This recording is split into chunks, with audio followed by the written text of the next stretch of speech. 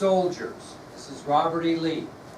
He gathers up 15,000 of his finest soldiers. And he puts them under the command of Confederate General George E. Pickett. So Lee gathers up 15,000 of his finest men and puts them under the command of Confederate General George E. Pickett. And they are going to charge up an area known as Cemetery Ridge to try to defeat the Union once and for all at Gettysburg. So they've been fighting back for 2 days, gaining and losing ground. And finally Lee's going to take one more knockout punch at the Union. He's going to send 15,000 of his finest men under the command of General George E. Pickett up Cemetery Ridge through a devastating fire of Union troops. This charge up Cemetery Ridge will go down in American history as Pickett's Charge. They go up there and defeat the Union. They win the Battle of Gettysburg, and maybe the Confederacy has established itself as its own independent nation. If they lose this attempt up Cemetery Hill, they will lose the Battle of Gettysburg and have to limp back into Virginia. Well, picture this in your mind. You'll see it on the video. As the Confederates are racing up Cemetery Hill, they are being confronted with enormous cannon fire from the top. Because who has the control of Cemetery Ridge, the top? The Union. And they're pounding them with cannon fire. Union soldiers shoot from behind a fence rapidly at the Confederates, devastating their troops, but they continue to march. Despite the devastating loss of life in getting up Cemetery Ridge, the loss of life by cannon fire, the loss of life by the Union troops fired at them with their rifles, they continue to come. They even get the Union on the run for a period of time until a Union general forces the Union soldiers back down into the fight. It looked like the Confederates might run the day. And we have to write this down, but an officer by the name of Frank Haskell is going to round up those Union troops. As what happens is these Confederates march up the hill despite the fact they're being just devastated, and they get to this fence line. And when they start getting the fence line, these Union soldiers are going, my God, these guys are crazy. They continue to come, and they start to retreat. And a lieutenant by the name of Frank Haskell is going to force the Union back to fight. Well, once that happens, Frank Haskell pushes the Union back. Pickett's charge becomes Pickett's retreat. And in 1 hour of fighting, 7,000 Confederates are killed, wounded, or captured in that charge. 7,000 of the 15,000 are either killed, wounded, or captured. And the next day, ironically, on July 4th of 1863, General Lee begins his retreat back into Virginia. Now that was just one charge in which they lost 7,000 soldiers, the Confederates, in 1 hour. Now at the end of the days, at the end of the Battle of Gettysburg, over 50,000 soldiers on both sides were either killed, wounded, or captured in this 3-day fight. It turned out to be a 3-day fight. And during that 3-day fight, in which the Union wins, approximately 50,000 soldiers on both sides are killed, wounded, or captured. Quite a carnage. Can you imagine what the town of Gettysburg looked like when they were done? I'll give you 3 examples of what it'll look like. 3 examples of how the town of Gettysburg is absolutely devastated. 3 examples of how the town of Gettysburg was absolutely devastated. First of all, the town is burned and in ruins. There's hardly any town there. The town is burned and in ruins. Hardly even a town there. What about all the valuable crops that were once growing prosperously around Gettysburg? Totally destroyed. All the crops have been totally destroyed. Now picture this in your mind. The corpses of over 10,000 men on both sides littered the streets of Gettysburg and the field that surrounded it. 10,000 dead soldiers on both sides littered both the streets of Gettysburg and the field that surrounds the town. Just full of dead people. Another tactical mistake. What should Meade have done once they got Lee on the run back to Virginia? Followed him. He didn't pursue him into Virginia toward Richmond. And that was another mistake and a big disappointment for Lincoln. And he responded. He was later quoted as saying about this, he said, "Our army held the war in the hollow of our hand, and they would not close it. Still, I am very grateful to Meade for the great service he did at Gettysburg." But all he needed to go. He needed to pursue Lee, because he probably would have defeated Lee and maybe taken Richmond. No. But he wants you to know it. Our army held the war in the hollow of our hand, and they would not close it. Still, I am very grateful to Meade for the great service he did at Gettysburg. What happened 4 months later on November 19th, 1863? Nope. 4 months later, on November 19th, 1863, President Lincoln gave a brief and moving speech at the dedication of the National Cemetery at Gettysburg, known in history as the Gettysburg Address. What was it? No, like all of it.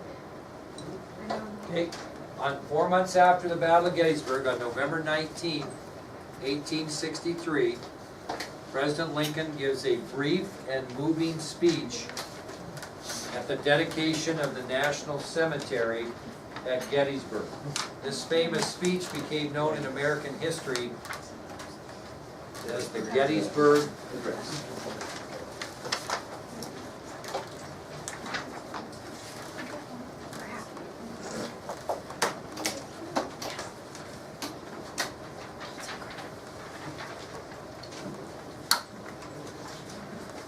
Okay, we're going to read through it. I'll read it to you. I know you can read, but we'll see if we can figure out some of the emotion of it. This was one of Lincoln's greatest works. 77 years ago, our fathers brought forth on this continent a new nation, conceived in liberty and dedicated to the proposition that all men are created equal. Now we are engaged in a great civil war, testing whether that nation or any nation so conceived and so dedicated can long endure. We are met on a great battlefield of that war. We have come to dedicate a portion of that field as a final resting place for those who here gave their lives that a nation might live. It is altogether fitting and proper that we should do this. But in a larger sense, we cannot dedicate, we cannot consecrate, we cannot hallow this ground. The brave men, living and dead, who struggled here, have consecrated it, far above our poor power to add or detract.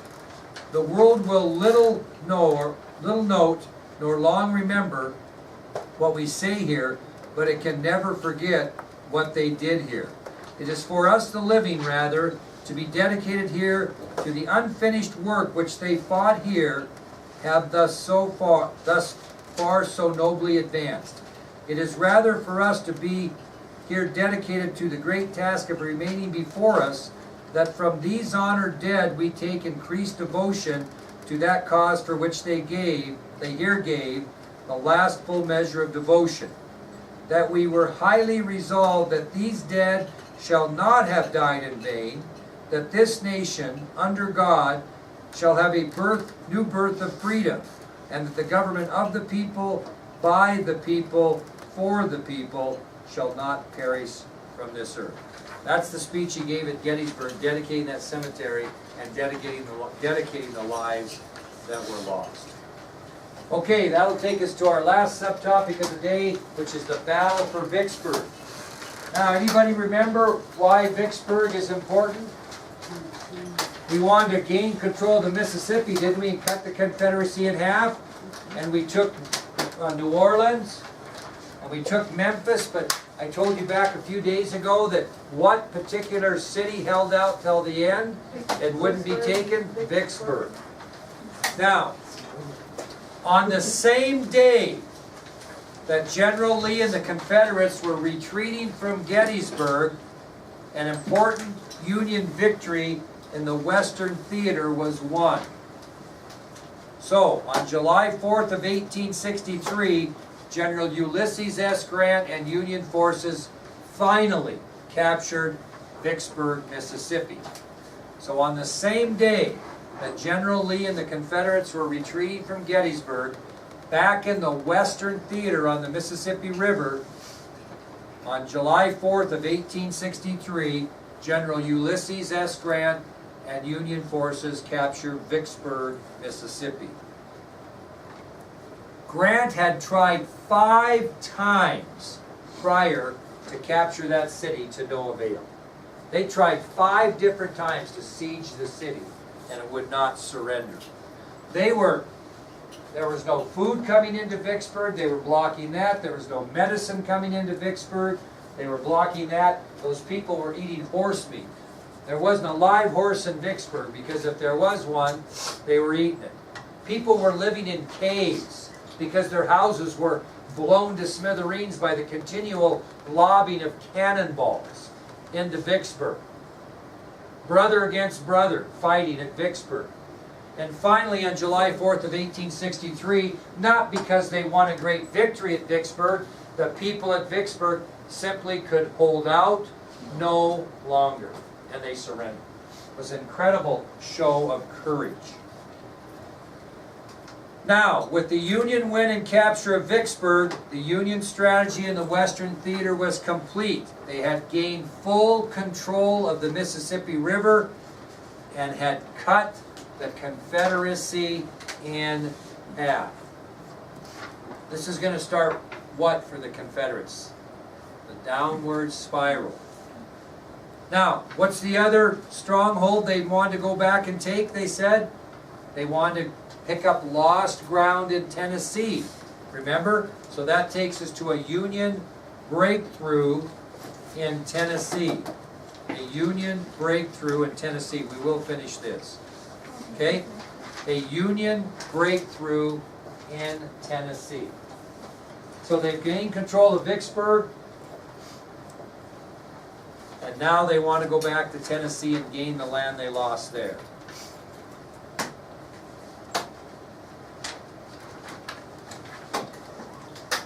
On September 9th of 1863, the Union Army under the command of William Rosecrans were occupying Chattanooga, Tennessee. Yep. Who's that? Okay. On September 9th of 1863, the Union Army under William Rosecrans, again, all these are on your ID sheet, were occupying Chattanooga, Tennessee. Want me to spell Chattanooga for you? It's on there. Chat. Oh, Got it? Chickamauga. Yeah, Chattanooga, that's a Chickamauga Creek, that's okay. Here's Chattanooga, C-H-A-T-T, A-N-O-O-G-A. C-H-A-T-T-A-N-O-O-G-A.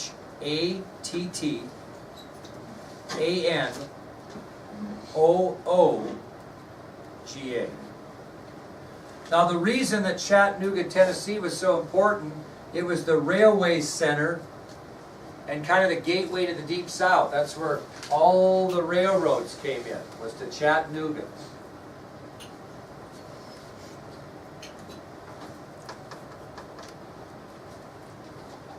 The Confederates, not wanting to lose Chattanooga were commanded by General Braxton Bragg. And they had a battle between Union and Confederate forces at Chickamauga Creek, which was near Chattanooga. So, Union General William Rosecrans and his forces battled Confederate forces led by General Braxton Bragg at Chickamauga Creek, battling for the city of Chattanooga. Who wins? Confederates. Confederates win this battle. But Rosecrans doesn't retreat. He's not done. What's he doing? He's going to stand fast until what arrives? Union reinforcements. So Rosecrans loses the first skirmish at Chattanooga, at Chickamauga Creek. However, he doesn't leave. He doesn't retreat. He simply holds back and waits for reinforcements. And reinforcements arrive along with General Grant and Union Generals George Thomas and William T. Sherman. So these reinforcements will arrive at Chattanooga, and along with those reinforcements will be Generals Ulysses S. Grant, George Thomas, and William T. Sherman. What do you think happens when these new reinforcements arrive? Do you think the Union attacks the Confederates again? They attack them hard. And they win 2 victories at Lookout Mountain and Missionary Ridge in Tennessee. And those 2 victories secured Tennessee and also secured control of the Tennessee-Georgia border. That was key right here. So this fighting's done, right here's Chattanooga right here. So this fighting's taking place right here, and the reason why they want to win there is because it's a railroad line for the South. You cut off their railroad, they have no way to get supplies, and they want to secure this Tennessee-Georgia border because they're going to, from this point on, guess what the Union's going to do? The Eastern Theater is going to fight this way towards Richmond. The Western Theater forces are going to come this way, and the goal is to meet at Richmond, Virginia, and end the Civil War. So what's going to happen is the Union, after capturing Chattanooga and having control of the Georgia-Tennessee border, are going to go just like this up to Virginia. That's the plan. And that will take us to tomorrow's subtopic, which will be the beginning of the end. Yep. Lookout Mountain and Missionary Ridge. The South is running out of everything. Supplies, equipment, and most importantly, soldiers. Yep.